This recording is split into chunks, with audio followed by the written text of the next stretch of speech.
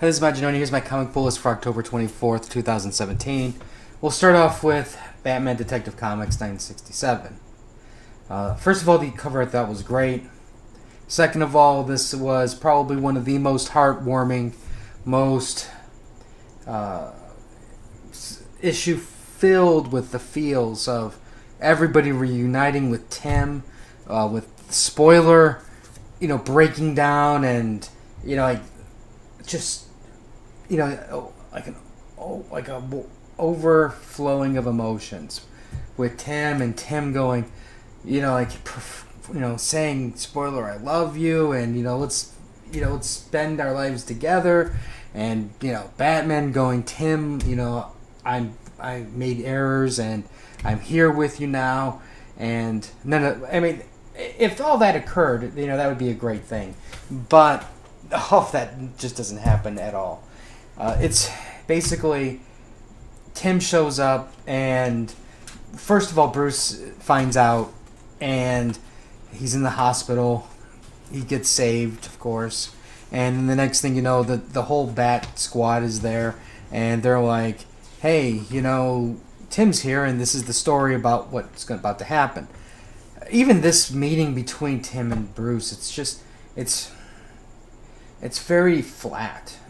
It doesn't have, at least what I would consider, a strong emotional bond or tie where you can see it, read it, and you feel something. I've read manga that, it is just so well written with the characters and the drama between how the characters interact that there's so much more feeling between everybody. And this is just, they phoned it in, is basically what happened. And even here, when you have Tim from the future meeting Spoiler, it's just a brief thing, and then he goes away.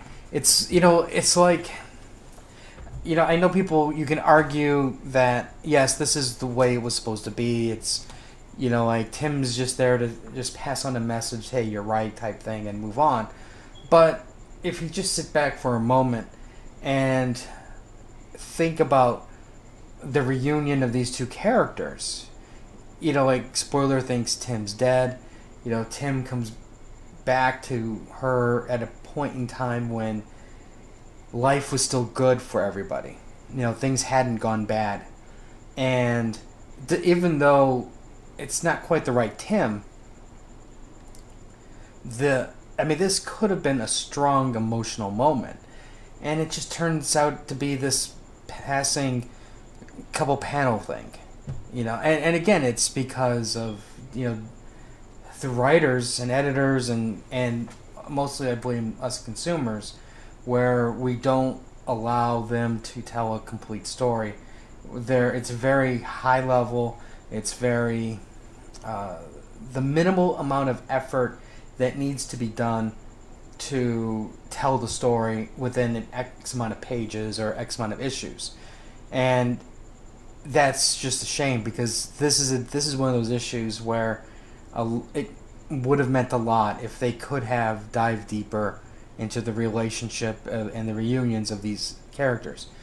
And it's a shame. It really is. And, the end has a little twisty thing at the end, and even then I'm just like, I'm just rolling my eyes, because they keep going to the well with certain things.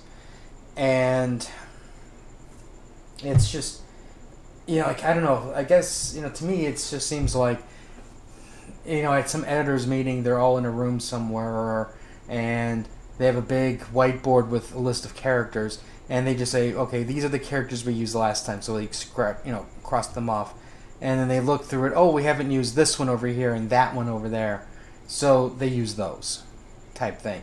Or we need to put a little twist, so we'll use that one nobody will expect. And there's such a lack of creativity, a lack of desire amongst the companies to create something interesting. Because I know you can argue Marvel made an attempt at creating new characters, but they're not interesting. They're all copy pastes of existing characters, and there's no depth to them. And I think this was an opportunity here where they could have created something interesting. Okay, I know this one came out last week, but I just wanted to say that the Dark Knight books have been really, really good overall. I like the... Okay, now granted, I know I make fun of it in the sense of, oh boy, here's another Bruce Wayne who is now a different Justice League character killing everybody. Killing his world. And, you know, yeah, I mean, from that standpoint, it's ridiculous. It's like, create new things, be original, you know, like, challenge your readers, you know. But overall, like, if you look at what Marvel and DC have been doing with their event books, overall, I have to say at least the Dark Knight books as a whole are much better. Alright, Flash, Bats Out of Hell, Part 1, number 33, Dark Middle Tie-In.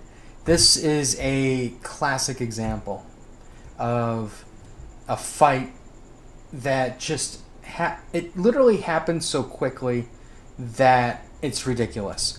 Basically what happens is the Flash and Steel, they basically have one of those cosmic treadmill type things, and they're sending the Superman to look for Batman in the Dark Universe. So, you know, sure enough, you get a couple of the evil characters.